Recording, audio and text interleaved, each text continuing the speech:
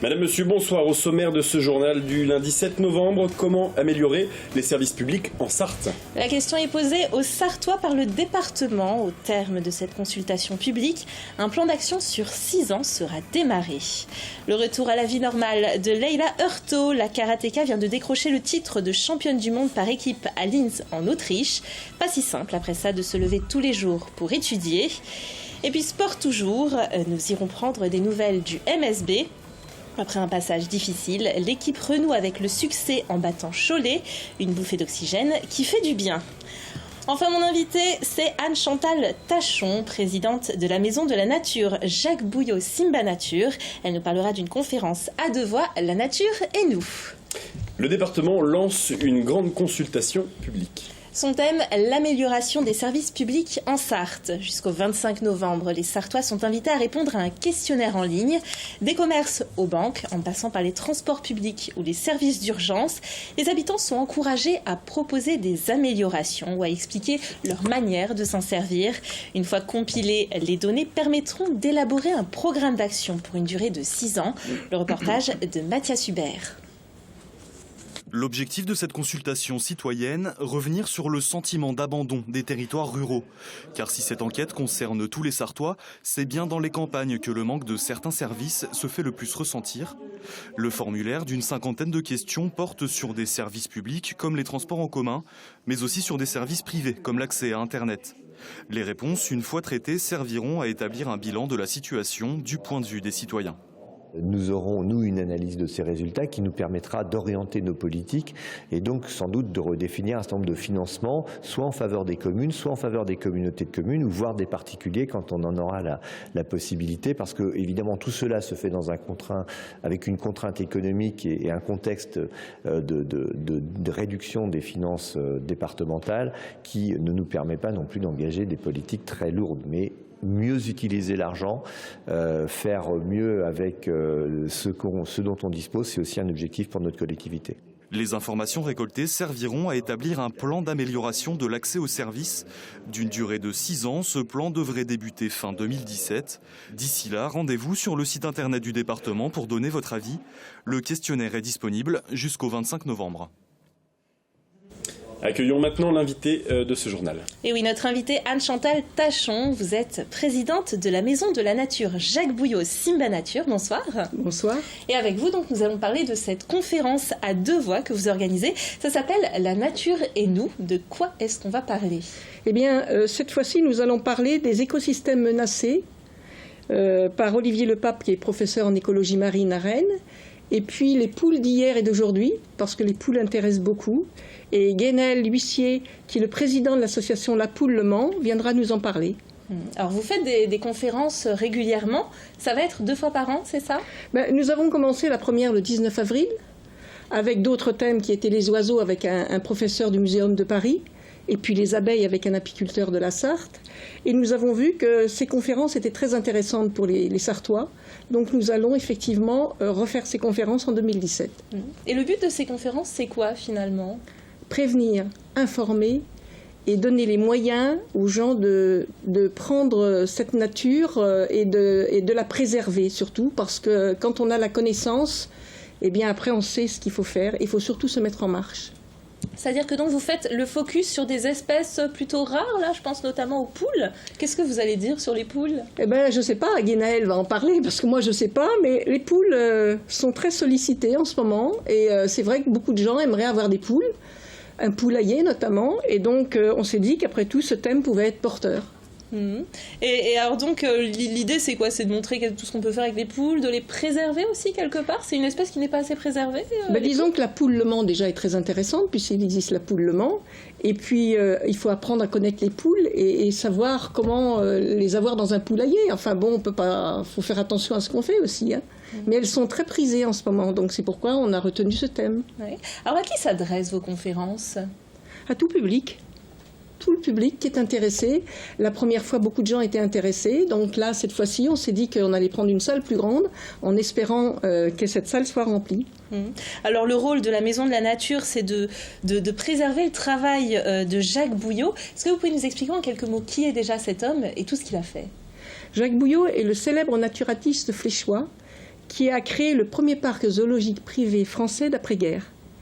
Et grâce à Jacques Bouillot, qui a fait des conférences aussi dans toute la Sarthe, bien sûr, pour prévenir, avertir, eh bien, nous avons pu développer beaucoup de choses, et notamment dans le domaine de la nature, qu'il connaissait particulièrement et qu'il aimait. Il nous a appris à observer, à avoir un autre regard sur la nature, notamment.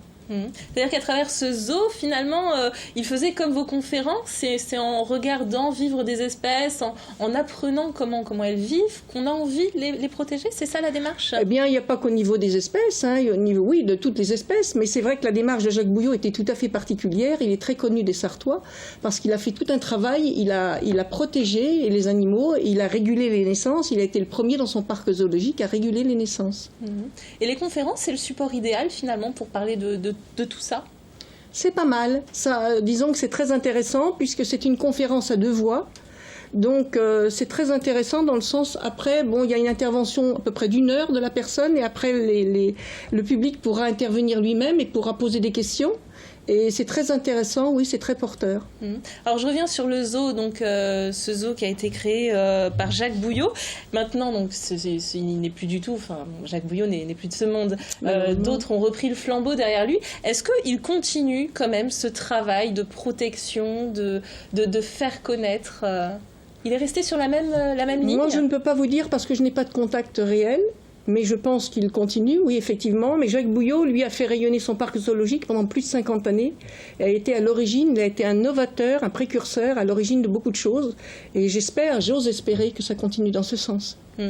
Alors, où aura lieu ces conférences? Comment est-ce qu'on fait pour venir? Est-ce qu'il faut s'inscrire? Racontez-nous tout. Alors, je vous dis tout. La conférence aura lieu salle Pierre Perret, rue Averroès au Mans. Pour venir, nous l'avons mentionné sur l'affiche, effectivement, il y a des bus, des trams, c'est pas trop un problème. Et puis, qu'est-ce que vous m'avez dit, demander d'autre? Eh bien voilà, c'est ça. L'entrée, c'est à 5 €. Oui. Actuellement, pas d'inscription. Peut-être on y viendra parce qu'il faudra peut-être que les choses se passent différemment, ça sera plus facile pour nous.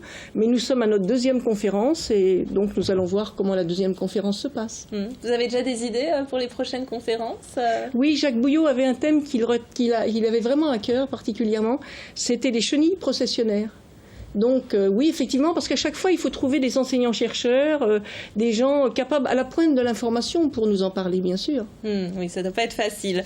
Voilà, donc en tout cas, on a noté donc ces conférences. Rappelez-nous les thèmes, donc les poules d'hier et d'aujourd'hui. Et les écosystèmes menacés, les côtes, les littoraux, les estuaires. Oui, ça c'est demain. Effectivement, la première était sur un sujet différent, et puis ça sera toujours des sujets différents, effectivement. Merci beaucoup Anne-Chantal Tachon d'être venue sur notre plateau. Merci à vous. Plus que jamais, il va falloir lever le pied au volant. Et oui Maxime, la modernisation du parc de radars annoncée par le plan pour la sécurité routière du 26 janvier 2016 se poursuit. Après les radars des communes de Montreuil, Le Chétif et Vion, en avril, 6 nouveaux radars flasheront désormais en double sens. Cela concerne les radars de Saint-Mars-la-Brière, Sillé-le-Philippe, Longnes, Saint-Rémy-de-Sillé, Saint-Jean-du-Bois et Villeneuve-en-Persaigne. Des panneaux en amont des radars avertiront les conducteurs. En Sarthe, depuis le début de l'année 2016, 31 personnes ont perdu la vie sur les routes. Voilà déjà un peu plus d'1 semaine que la karatéka Leila Hurto a ramené de Linz en Autriche son titre de championne du monde par équipe. Et la championne âgée de 21 ans a pourtant repris comme si de rien n'était ses cours à l'université quelques jours plus tard.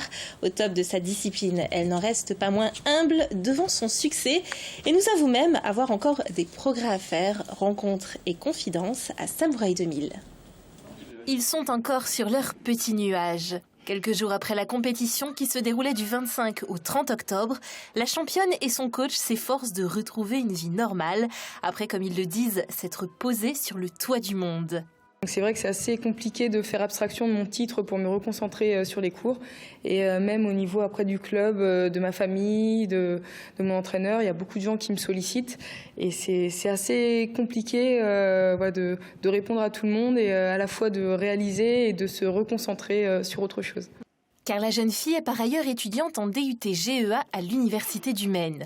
Étudiants, sportifs, fans, sur elle les regards qui se posent sont admiratifs, mais celle qui est restée invaincue de toute la compétition garde la tête sur les épaules. Elle a été certes très forte, mais elle peut mieux faire encore. Quand je suis dans les gradins, et aussi avec l'analyse vidéo, on voit toutes les lacunes. Et il y a plein de choses qu'elle peut bosser. Les jambes l'ont démangé à plusieurs reprises. Elle a beaucoup travaillé sur un Kizamitsuki, un coup de poing visage. Et elle n'a pas fait d'autres choses. Elle a entamé 2-3 balayages qui n'ont pas été au bout. Mais il y a encore plein de manières de travailler. Exigence et détermination, le secret d'une quasi-double vie réussie. Si le coach la laisse libre de décider de son hygiène de vie, Leïla doit faire parfois des sacrifices. Par exemple, quand tous ils vont faire la fête, fêter un anniversaire, qu'ils vont en boîte et que moi je dis j'ai compétition, je peux pas. Mais après, quand je vois ce que ça m'apporte au niveau, sur le plan personnel, ça apporte tellement de choses que d'autres personnes n'ont pas. Que quand j'y réfléchis vraiment, non, je regrette pas. J'ai mes périodes aussi de repos plus ou moins où je fais la fête aussi. Mais dans mes périodes où je suis à fond dedans, non, ça me gêne pas. Le duo se donne encore quelques jours pour profiter du succès avant de se remettre au travail. Prochain objectif, la Coupe de France senior début décembre, avant de rêver peut-être des Jeux Olympiques. Et sport, toujours avec maintenant du basket. Et après une série de 4 défaites, le MSB reprend enfin goût à la victoire. Samedi à Antares, lors du derby des Pays de la Loire, il s'est imposé 71-65 face à Cholet.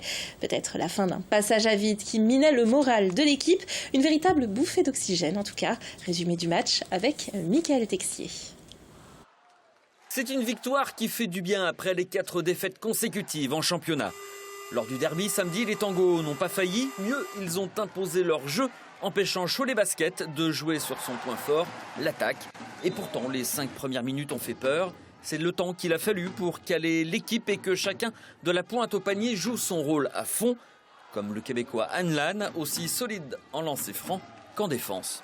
La défense a toujours été là et la deuxième demi, je pense que c'est la défense qui nous a fait gagner le match. Et vers la fin, même si ils ont pris 2-3 points devant nous, on a continué à donner tout en défense et on a pu finir le match et gagner.